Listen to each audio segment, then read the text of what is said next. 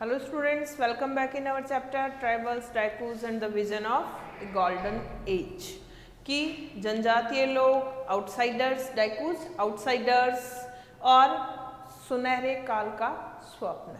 तो इस चैप्टर में हमने कल की क्लास में ये डिस्कस किया था कि ब्रिटिश रूल जो इंडिया में चल रहा था उसमें जो ये ट्राइबल्स लोग जो थे, झूम कल्टीवेटर्स जो थे, उनके साथ क्या हुआ था ये हमने कल की क्लास में डिस्कस किया था कि क्या हुआ था उनके साथ। सबसे पहले तो हमने ये देखा कि कॉलोनियल रूल जो है उसने किस तरीके से लाइफ जो है इनकी किनकी ट्राइबल लोगों की उनको कैसे इफेक्ट किया, ये हमने कल की क्लास में डिस्कस किया था कि ट्राइबल चीफ्स जो थे यानी जनजातीय सरदार जो थे उनके साथ क्या हुआ था, ये हमने कल की क्लास में डिस्कस कर लिया था कि ये पहले क्या था, जो एडमिनिस्ट्रेशन पावर जो था इनके पास था, खुद के पास था, लेकिन जब ब्रिटिशर्स आए तो उन्होंने क्या किया, इनके जो एडमिनिस्ट्रेटिव पावर्स जो थे वो सारे उनसे स्नैच कर लिए और मजबूरन उनको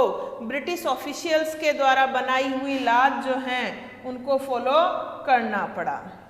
अब आज हमें जो डिस्कस करना है वो है what happen to the shifting cultivators, कि शिफ्टिंग कल्टीवेटर्स जो थे उनके साथ ब्रिटिशर्स ने क्या किया।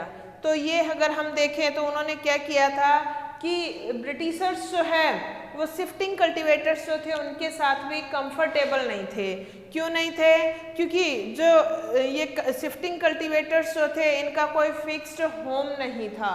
अब फिक्स्ड होम नहीं था तो ये घूमते रहते थे तो इनकी किसी तरीके की कोई सेंसस वगैरह, काउंटिंग वगैरह, मेजरमेंट वगैरह, रेवेन्यू मेजरमेंट वगैरह जो है कुछ भी नहीं हो पाता था। इस वजह से ब्रिटिशर्स जो है ये क्या चाहते थे कि ये शिफ्टिंग कल्टीवेटर्स जो है वो सेटल डाउन हो जाएं और एक जगह रहने लगें। तो उस संदर्भ में हमने डिस्कस कर लिया था कि किस तरीके से वो ट्राई किया उन्होंने झूम कल्टीवेटर्स को या शिफ्टिंग कल्टीवेटर्स को एक जगह सेटल्ड करने के लिए, जिसमें उन्होंने कुछ जो है लैंड सेटलमेंट्स भी किए जिनमें ज़मीन का मापन शुरू कर दिया और जो ज़मीन का टुकड़ा जिस जनजाति का था उस पर उसको अधिकार देना शुरू कर दिया। साथ में ही इंडिविजुअली उनका रेवेन्यू डिमांड जो है वो भी उन्होंने स्टेट का रेवेन्यू डिमांड जो है वो भी उनसे लेना शुरू कर दिया। लेकिन ये हमने देखा कि ब्रिटिशर्स ने जो कोशिश की थी झूम कल्टीवेटर्स को सेटल डाउन करने की उसमें वो अनसक्सेसफुल हो गए, क्योंकि लैंड जो है उतनी फर्टाइल नहीं थी जितना वो सोच रहे थे। तो जो रेवेन्यू वो चाहते थे ब्रिटिशर्स वो ट्राइबल लोग नहीं दे पाए। इस वजह से मजबूरन जो है उनको क्या करना पड़ा, ब्रिटिशर्स को ट्राइबल्स को शिफ्टिंग कल्टीवेशन करने के लिए अधिकार देना पड़ा देश के कुछ हिस्सों में। आज हमें जो डिस्कस करना है वो है forest laws and their impact, कि ब्रिटिश एडमिनिस्ट्रेशन जो है या कॉलोनियल रूल जो है उसने कुछ लॉज बनाई थी, किसकी, फॉरेस्ट की, और फिर उन लॉज का इम्पैक्ट जो है वो ट्राइबल्स पर क्या पड़ा वो हमें पढ़ना है। जैसा कि हम कल की क्लास में डिस्कस कर चुके हैं कि ट्राइबल्स जो थे इनका क्या था, अपना लॉ एंड ऑर्डर था, अपनी अपनी रिचुअल्स थी, अपने अपने एडमिनिस्ट्रेशन थे। लेकिन ब्रिटिशर्स आने के बाद उन्होंने क्या करना शुरू कर दिया, उन्होंने ट्राई किया ट्राइबल्स को सेटल डाउन करने के लिए, ट्राइबल्स टू सेटल डाउन, लेकिन ऐसा हो नहीं पाया। अब हो नहीं पाया तो इन ट्राइबल लोगों को सेटल डाउन करने के लिए, एक जगह स्थिर करने के लिए, अपने रेवेन्यू कलेक्शन को बढ़ाने के लिए ब्रिटिश कंपनी जो थी या ब्रिटिशर्स जो थे या ब्रिटिश ऑफिशियल्स जो थे उन्होंने कुछ फॉरेस्ट लॉज बनाई थी, यानी जंगल के लिए कुछ कानून बनाई और मजबूर किया उन ट्राइबल्स को उन लॉज को फॉलो करने के लिए। तो आज हम डिस्कस करेंगे कि जो ब्रिटिश लॉज जो थी उनका ट्राइबल्स जो हैं उन पर क्या असर पड़ा, क्योंकि इन्होंने फॉरेस्ट के लिए लॉज बनाई। अब फॉरेस्ट के लिए लॉज बनाई तो फॉरेस्ट में कौन रहते थे, ट्राइबल्स रहते थे। तो ट्राइबल्स जो है पहले तो अपनी इच्छा से रहते थे, वहाँ के नेटिव थे, खुद का उनका शासन होता था, खुद ही की रीति रिवाज होते थे, लेकिन अब ब्रिटिशर्स ने कुछ नए लैंड ऑर्डर लागू किए थे, तो उनका असर क्या पड़ा। The life of tribal groups, as you have seen, was directly connected to the forest. जैसा कि हम देख चुके हैं कि ये ट्राइबल पीपल जो थे, इनका जीवन जो है सीधे सीधे किससे जुड़ा हुआ था, फॉरेस्ट से जुड़ा हुआ था, जंगल से जुड़ा हुआ था। So changes in forest laws had a considerable effect on tribal laws. अब जो व्यक्ति जंगल में रहते हैं और उसी के कानून व्यवस्था जो है वो बदल दी जाए, तो ये तो बट नेचुरल है कि जो भी चेंजेस आएंगे फॉरेस्ट लॉज में वो किसको इफेक्ट करेंगे, ट्राइबल लाइव्स को सीधे सीधे इफेक्ट करेंगे और बहुत ज़्यादा इफेक्ट करेंगे। The British extended their control over all forest and declared that forest were state property. Britishers ने क्या किया, अपना नियंत्रण जो है वो फॉरेस्ट पर कर लिया, यानी जंगलों पर अपना नियंत्रण कर लिया, और क्या घोषणा कर दी, क्या डिक्लेरेशन कर दी कि ये फॉरेस्ट जो हैं ये क्या है, स्टेट प्रॉपर्टी हैं। अब इसमें स्टेट की मर्जी से ही कोई एंटर कर पाएगा, अपनी इच्छा से नहीं कर पाएंगे। जबकि इनमें पहले क्या होता था, ट्राइबल लोगों की प्रॉपर्टी होती थी फॉरेस्ट, लेकिन अब ब्रिटिशर्स ने क्या कर दिया, फॉरेस्ट जो है उनको किसकी प्रॉपर्टी बता दिया, स्टेट की प्रॉपर्टी बता दिया। Some forests were classified as reserved forest for they produced timber which the British wanted. अब देखिए इन्होंने क्या कर दिया, forest laws,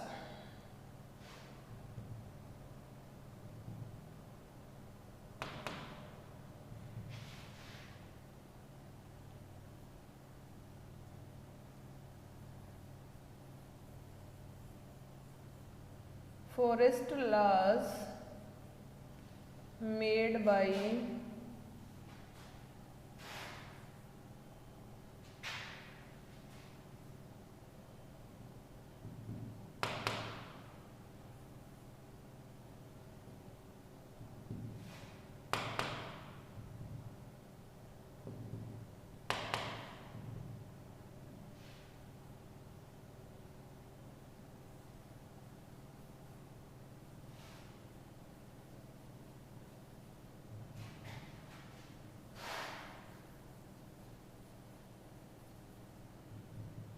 forest laws made by British officials.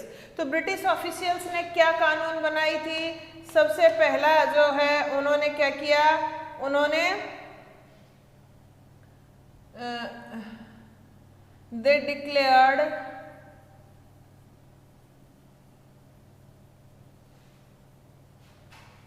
Forests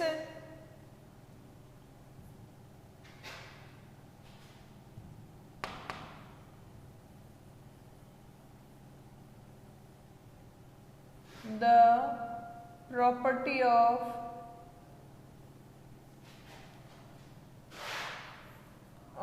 state। दूसरा उन्होंने क्या किया, दे classified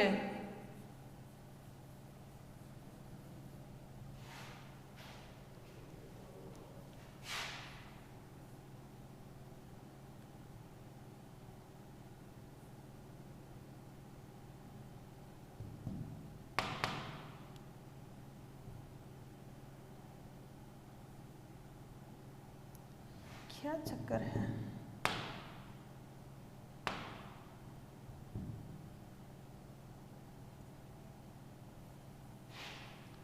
some forest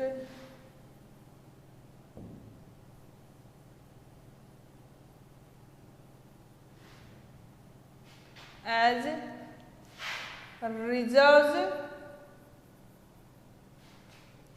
forest।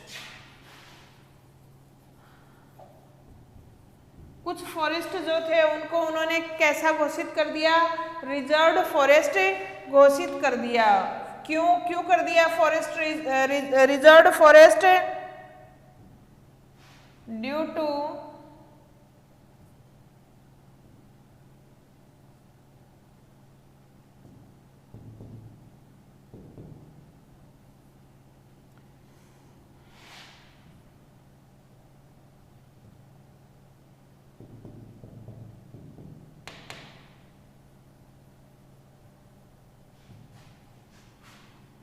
Valuable timber, कि जिन फॉरेस्ट्स में वैल्यूएबल टिम्बर जो थी, जो ब्रिटिशर्स के काम में आ सकती थी, उन फॉरेस्ट को उन्होंने रिजर्व्ड फॉरेस्ट घोषित कर दिया, जिसमें nobody can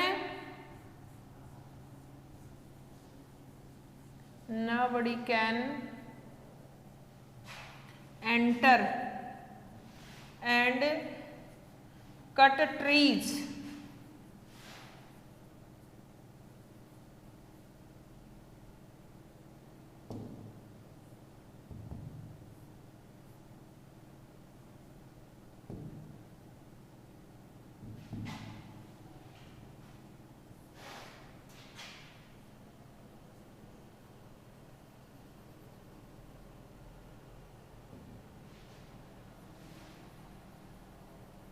without permission.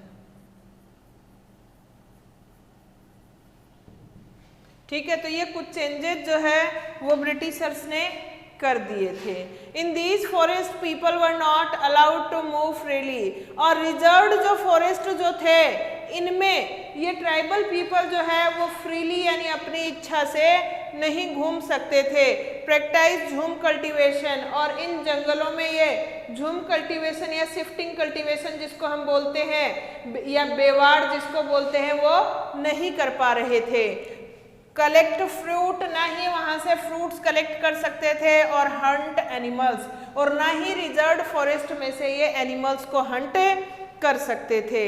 However jhum cultivators to survive in such a situation, तो फिर ऐसी स्थिति में झूम कल्टीवेटर जो हैं वो कैसे जिंदा रहते, क्योंकि उनका तो काम ही क्या था, जंगल के एक छोटे टुकड़े को क्लियर करना और उसमें एग्रीकल्चर करना, और फिर अगले साल उसको छोड़कर दूसरे एरिया को काट लेना और उस पर एग्रीकल्चर कर लेना। जबकि इनको क्या कर दिया गया, वार्न कर दिया गया कि ये जो है ये बिल्कुल रिजर्व्ड फॉरेस्ट जो हैं उनमें विदाउट परमिशन एंटर भी नहीं करेंगे, उसके बाद अगर एंटर कर लिया तो ना तो झूम कल्टीवेशन कर सकते हैं, न ट्रीज कट कर सकते हैं, यहाँ तक कि फायरवुड जो है वो भी नहीं ला सकते, फ्रूट्स जो है कलेक्शन वो भी नहीं कर सकते, और तो और फ्रीली मूव भी नहीं कर सकते। तो इस वजह से झूम कल्टीवेटर्स जो थे उनके ऊपर तो गहरा प्रभाव जो है वो पड़ना था, क्योंकि वो ऐसी सिचुएशन में जो है सर्वाइव कैसे करते। Many were therefore forced to move to other areas in search of work and livelihood, और इस वजह से अधिकतर लोग जो थे यानी झूम कल्टीवेटर्स जो थे या ट्राइबल पीपल जो थे वो मजबूर हो गए थे उस एरिया को छोड़कर काम की तलाश में और आजीविका की तलाश में कहीं दूसरी जगह जाना, क्योंकि उनका जो ट्रेडिशनल काम जो था झूम कल्टीवेशन का, रियरिंग एनिमल्स का या हंटिंग और गैदरिंग का, वो तो बंद हो गया था। तो मजबूरन उनको अपने लिवलीहुड चलाने के लिए कोई दूसरा काम जो है वो तलाशना पड़ा। देखिए, but once the British stopped the tribal people from living inside forest they faced a problem. अब देखिए, ब्रिटिशर्स के सामने भी थोड़ी समस्या आ गई कि जब ब्रिटिशर्स ने इन ट्राइबल पीपल्स को जंगलों के अंदर रहने से मना कर दिया तो उनके सामने समस्या आई। From where would the forest department get its labour to cut trees for railway sleepers and to transport logs. समस्या क्या आई कि पहले तो ये जंगल में लोग रहते थे तो इनको डरा धमका कर या मजबूर करके ब्रिटिश ऑफिशियल्स जो है लेबर के रूप में काम करवा लेते थे। फॉरेस्ट डिपार्टमेंट के लोग जो है, फॉरेस्ट डिपार्टमेंट के ऑफिशियल्स जो है वो लेबर के लिए इन्हीं ट्राइबल पीपल्स को यूज करते थे। किसके लिए? पेड़ कटवाने के लिए, रेलवे स्लीपर्स बिछाने के लिए, तो और लोग्स को ट्रांसपोर्ट करने के लिए इन्हीं को काम में लेते थे। अब इनको एंटर नहीं करने देते जंगल में, तो अब वो काम कौन करेगा, वो किससे करवाएंगे? ये समस्या जो है वो ब्रिटिशर्स के सामने भी आ गई थी। तो इसका सॉल्यूशन जो है ब्रिटिशर्स ने कैसे किया? Colonial officials came up with a solution. Colonial officials जो हैं उन्होंने इसका क्या किया? सॉल्यूशन किया, समाधान किया इस स्थिति का कि भाई अब काम जो है वो कौन करेगा। They decided that they would give झूम cultivators small patches of land in the forest and allow them to cultivate these on the condition that those who lived in the villages would have to provide labor to the forest department and look after the forests. अब देखिए इसका solution अंग्रेजों ने कैसे ढूंढा, Britishers ने कैसे ढूंढा। उन्होंने तय किया कि जो झूम कल्टीवेटर्स जो हैं उनको जो है ब्रिटिशर्स क्या कर देंगे, जंगल का एक छोटा सा टुकड़ा स्मॉल पैच जो है वो दे देंगे और उनको अलाउ कर देंगे कि आप चलो यहाँ पर झूम कल्टीवेशन कर लो। लेकिन किस शर्त पर, ऑन द कंडीशन, इसी शर्त पर that those who lived in the villages, कि वो लोग जो इन जंगली गांवों में रहेंगे would have to provide labour, उनको क्या करना पड़ेगा, मजदूर अवेलेबल करवाने पड़ेंगे। किसको, फॉरेस्ट डिपार्टमेंट को, जो कि रेलवे ट्रैक बिछाने का काम कर रहा है, तो फॉरेस्ट डिपार्टमेंट को लेबर प्रोवाइड करवानी पड़ेगी और साथ में जंगलों की देखभाल भी करनी पड़ेगी। So in many regions the forest department established forest villages to ensure a regular supply of cheap labor.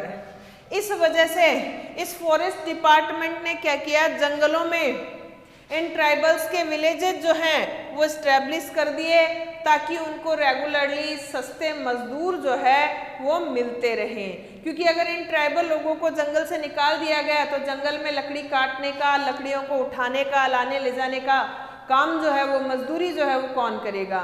तो ब्रिटिशर्स ने क्या तय किया, इस समस्या का समाधान, लेबर का समाधान करने के लिए कुछ जो झूम कल्टीवेटर्स जो थे, शिफ्टिंग कल्टीवेटर्स जो थे, उनको परमिशन दे दी कि जंगल का एक छोटा सा टुकड़ा जो है इस पर आप क्या कर सकते हो, कल्टीवेशन कर सकते हो, लेकिन एक कंडीशन पर कर सकते हो। और वो कंडीशन क्या थी कि आपको फ्री ऑफ कॉस्ट जो है रेलवे ट्रैक का जो काम चल रहा है या फॉरेस्ट डिपार्टमेंट का जो भी काम है वो आपको करना पड़ेगा। आपको जो है पेड़ काटने पड़ेंगे फॉरेस्ट डिपार्टमेंट के लिए और लॉग्स जो है वो उठाने पड़ेंगे। तो इस तरीके से उन्होंने इंश्योर कर लिया कि उनको रेगुलरली जो है चीप लेबर की सप्लाई होती रहेगी।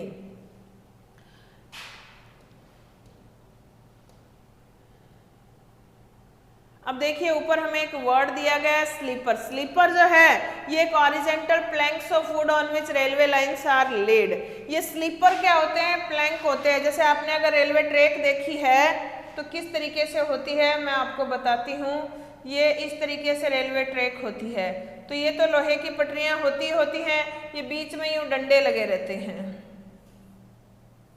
क्योंकि ऐसे तो ये पटरी उखड़ जाएगी। तो ये लकड़ी के डंडे जो है, वुडन ब्लॉक्स जो है या ओरिजेंटल प्लैंक्स जो है, ये ओरिजेंटल प्लैंक्स जो है ये बिछा दिए गए। अब इन पर इस लोहे को जो है क्लिप से बांध दिया जाएगा, ठीक है। तो ये जो प्लैंक्स बिछाने का काम जो है ये कौन करते थे, ये लेबर, फॉरेस्ट डिपार्टमेंट से लेबर से करवाए जाते थे। तो इनको क्या बोला जाता था, स्लीपर्स या प्लैंक्स, ओरिजेंटल प्लैंक्स बोला जाता था, ठीक है। अब हम सोर्स पर आते हैं। तो in this land of the English how hard it is to live. अब देखिए एक सोर्स हमें है मिला हुआ है, ये सोर्स जो है ये वेरियर एल्विन का ही लिखा हुआ है, साथ में समाराव हिवाले हैं। ये सॉन्ग्स ऑफ मैकाल में से लिया गया है। सॉन्ग्स ऑफ मैकाल में से एक गाना लिया गया है कि इस अंग्रेजों की भूमि में रहना कितना मुश्किल है। In this land of the English, किन अंग्रेजों की भूमि में how hard it is to live, जीना कितना मुश्किल है। In the 1930s Verrier Elwin visited the land of the Baigas. अब देखिए 1930 के दशक में वेरियर एल्विन नाम का ब्रिटिशर जो है ये बेगाज जो ट्राइबल ग्रुप जो था उनके यहाँ आता है। A tribal group in the central India. ये बेगाज जो है मध्य भारत में एक ट्राइबल ग्रुप था। उनके पास कौन आता है, वेरियर एल्विन आता है। He wanted to know about them। और वेरियर एल्विन जो है इन ट्राइबल लोगों के बारे में जानना चाहता है। Their customs and practices, इनके रीति रिवाज, इनकी परंपराएं, their art and folklore, इनकी कला, इनके लोक संगीत, लोक साहित्य जो है, कहानियां जो है, सब चीजों को ये जानना चाहता है। He recorded many songs that lamented the hard time the Begas were having under British rule. यहाँ तक कि अंग्रेजी शासन के दौरान ये बेगा जनजाति जो है, जो मुश्किल समय का सामना कर रही थी, तो उस समय जो दुख भरे गीत गा रही थी, उनको भी रिकॉर्ड किया किसने? वेरियर एल्विन ने। तो वो गाने क्या थे? उनमें से एक गाना हमें यहाँ बताया गया है कि in this land of the English how hard it is to live, how hard it is to live, कि इन अंग्रेजों के जमीन में या अंग्रेजों की भूमि में जीना कितना मुश्किल है, कितना मुश्किल है यहाँ पर जीना। In the village sits the landlord, कि गांव में तो जमींदार बैठा है। In the gate sits the kotwar, और दरवाजे पर बैठा है कोटवार। In the garden sits the patwari, बगीचे में कौन बैठा है? पटवारी बैठा है। In the field sits the government, और खेतों में बैठी है सरकार। In this land of the English how hard it is to live, इन अंग्रेजों की भूमि में जीना कितना मुश्किल है। To pay cattle tax we have to sell cow, पशुओं का टैक्स देने के लिए हमें गाय बेचनी पड़ती है। टू पे फॉरेस्ट टैक्स, और जंगल का टैक्स देने के लिए we have to sell buffalo, जंगल का टैक्स देने के लिए भैंस बेचनी पड़ती है। To pay land tax we have to sell bullock, और जमीन का टैक्स देने के लिए हमें क्या करना पड़ता है?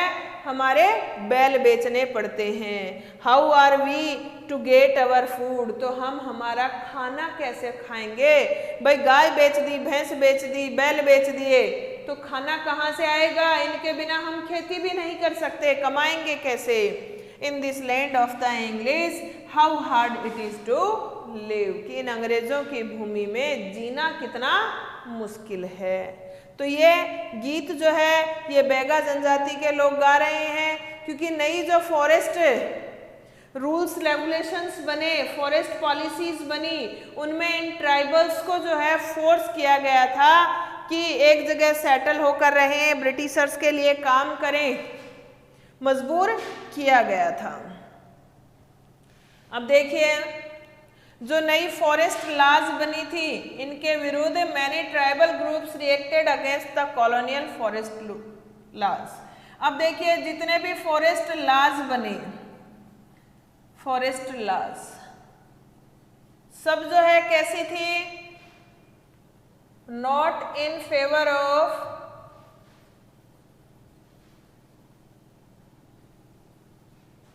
ट्राइबल्स।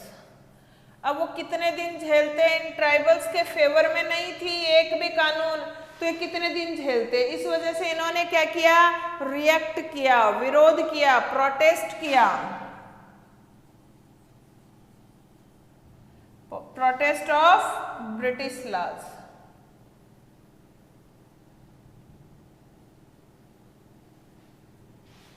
ठीक है, they disobeyed the new rules, जो नए रूल जो ब्रिटिशर्स ने बनाए थे उनका विरोध किया। किसने किया विरोध? ट्राइबल पीपल ने। Continued with practices that were declared illegal, और लगातार वही काम करते रहे जिन कामों को ब्रिटिशर्स ने क्या बताया था? इलीगल बताया था। यानी जबरन प्रवेश करना कहाँ? फॉरेस्ट में, फिर फ्रूट्स कलेक्ट करना, लकड़ियां काटना, ये सब काम वो करते रहे। And at times rose in open rebellion, और फिर धीरे धीरे इन ट्राइबल लोगों ने खुली क्रांति जो है वो शुरू कर दी थी। Such was the revolt of Songram Sangma in 1906 in Assam, और ऐसा ही एक विद्रोह जो है वो सोंग्राम संगमा का किया हुआ है आसाम में 1906 में। ये भी ट्राइबल ग्रुप का ही रिवोल्ट था। And the forest Satyagraha of the 1930s in the central provinces, इसके बाद जो मध्य प्रांत जो थे, सेंट्रल प्रोविंस जो थे, उनमें भी 1930s में आते आते क्या होने लगा था? फॉरेस्ट सत्याग्रह शुरू हो गए थे, यानी जंगल के सत्याग्रह जो है वो शुरू हो गए थे। तो इस तरीके से हमने आज देखा कि जो न्यू फॉरेस्ट लॉज बनी, न्यू फॉरेस्ट लॉज, उन्होंने किस तरीके से इफेक्ट किया ट्राइबल ग्रुप्स को।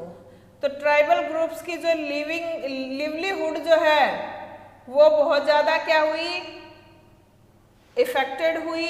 यहाँ तक कि उनके जो ट्रेडिशनल वर्क जो थे वो भी उनसे छीन लिए गए थे, ट्रेडिशनल प्रैक्टिसेस जो है उनसे भी उनको रोक दिया गया था। तो मजबूरन उन्होंने इनका विरोध करना शुरू कर दिया था। अब देखिए अगले टॉपिक में हम देखेंगे the problem with the trade, कि व्यापार के साथ क्या समस्या आई। तो अब देखिए व्यापार के साथ क्या समस्या आती है उसको डिस्कस करेंगे हम अपनी क्लास में, अगली क्लास में। कैसे कि व्यापार जो था ये ट्रेडर्स लोग जो है ये इनकी हेल्प से ही किया करते थे, ट्राइबल्स की हेल्प से ही किया करते थे, क्योंकि ये ट्राइबल्स जो थे ये अच्छे क्राफ्ट पर्सन भी थे, ठीक है। या फिर ये एनिमल रियरिंग का काम करते थे, कल्टीवेशन का काम करते थे, हर्डिंग का काम करते थे, हंटिंग का काम करते थे, या ऑयल सीड्स एक्सट्रैक्शन का काम करते थे।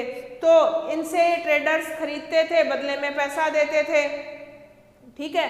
तो अब देखिए कि ट्रेड में भी कुछ प्रॉब्लम्स आई, जो न्यू रूल्स रेगुलेशंस बने उनसे व्यापार में भी बहुत सारी समस्या आई, जिनको डिस्कस करेंगे हम अपनी अगली क्लास में। आज के लिए हमने इतना ही डिस्कस किया कि किस तरीके से जो फॉरेस्ट लॉज बनी, नई कानूनी जो जंगल कानून बना ब्रिटिशर्स ने बनाया, उसने इन ट्राइबल लोगों के जीवन को किस तरीके से प्रभावित किया। तो बहुत ज़्यादा प्रभावित किया इन्होंने इनको, इनके जो नेचुरल हैबिटेशन जो था वो इनसे स्नैच कर लिया, इनका जो ट्रेडिशनल वे था लिवलीहुड का वो भी इनसे छीन लिया गया था, इनको फोर्सिबली जो है मजबूर किया गया था, किसके लिए, लेबर के लिए, फॉर रेलवे ट्रैक, ठीक है। तो इस तरीके से आज हमने देखा कि क्या असर पड़ा। अब कल की क्लास में हम डिस्कस करेंगे द प्रॉब्लम विद ट्रेड, कि व्यापार के साथ क्या समस्याएं थी। आज के लिए इतना ही। Thank you, have a nice day.